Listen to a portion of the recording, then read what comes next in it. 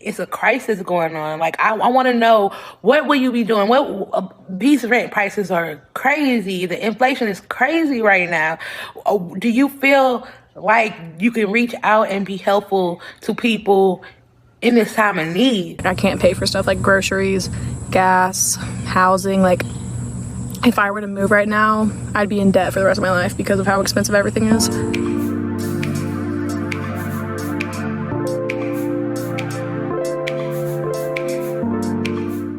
Hey everyone, welcome back to my channel, and if you're new, I'm Elizabeth Jarose, and I'm on a mission to bring real voter voices to the forefront as we head into the 2024 presidential election.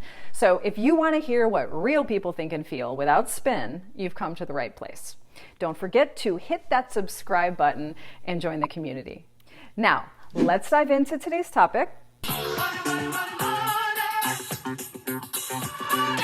That's right, something that's almost always on everybody's minds these days: money and the economy. If you're like most people, you probably see the news and you hear people say the economy's great, and you're like, that's not my experience. What? Question one: why do economists say the economy's great, but most people don't feel that way? It's simple. Economists look at two things: GDP and unemployment. GDP has been growing steadily, on target at 2.5%. Unemployment is sitting at its lowest, below 4% for 2 years. That's the longest stretch in decades. But we don't live on GDP, do we? The cost of things are still high. So when you go to buy your groceries, when you go to fill up your tank, when you go to pay your rent, it all still feels really expensive. That's why there's that phrase, you can't eat GDP. It's why the economists say that the economy's doing well, but you don't feel it. Why is the economy so critical in this election? Some people say if you win the economy, you'll win the election. Why is that? I'm going to show you why. I work for Ipsos. I happen to get the inside scoop to things. I'll share it with you. We asked over 1,000 people what they thought the most important problem in the US was today. And the answer is clear. The top three issues are the economy, political extremism, and immigration. Let's take a look. The economy ranked number one over all other issues at 25%. And these three issues have been trending at the top for a while. Since May, the economy has been the number one issue for Americans, overtaking political extremism. So you look at that blue line where it kind of goes over that orange line there. Now, immigration has fallen into third place.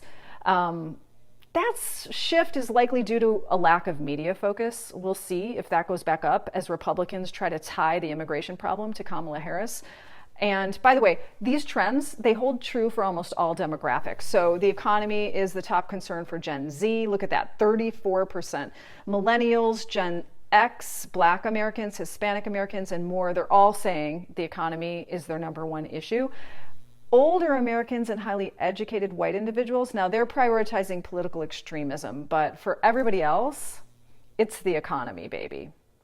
And this is why Joe Biden was losing support with his base. Younger voters and communities of color, they're feeling this economic strain and they're blaming Joe Biden for it. Do you think Kamala Harris is going to inherit the issue and it'll be the same challenge for her? We wondered the same question. So we decided to speak to some swing state voters. Let's hear what they have to say. She needs to stand up, speak up, and explain what's on her agenda. What should we expect from her as the first female president of the United States of America? Like, right now, it's a crisis going on. Like, I want to know, what will you be doing? These rent prices are crazy. The inflation is crazy right now. Do you feel like you can reach out and be helpful to people in this time of need? I need to know, what is Kamala going to do about the economy and the job market? A lot of us, including myself, have master's degrees and we're struggling. I just want to know, what are you going to do to help us? I mean, we're out here worried about our kids going to school, can't feed ourselves or have a place to live. So what are you going to do? I mean, right now, the United States, it's not good with, everything because the inflation's so bad, gas is so pricey. I mean, I definitely think that I would need to know if she's going to do all that because I know Trump plans to. But, I mean, when she was vice president, obviously raised a lot, so I definitely need to know what her thoughts on fixing that would be. But I don't have lots of faith since she was part of the reason why it was risen. I need to understand what her standpoint is, what she's going to change to make inflation and housing and gasoline go back to normal. We need to get back to where we're not all suffering. I want her to show that she can make things affordable and just better this country in general, and she would just earn my vote because that's what we need in this country. So, what are the top 3 economic problems that are going to decide the 2024 election?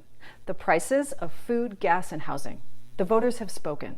No longer do we need to talk about the economy as this big, broad issue. It's food, gas, and housing.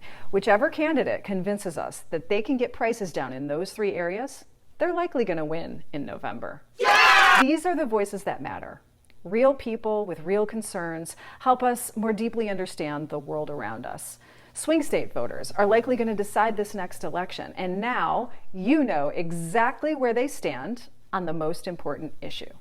As the election gets closer, I'm going to be bringing you insights from voters across the country, so make sure to stay tuned, hit that like button, put your comments below, and let's make our voices heard together. Thank you so much for watching.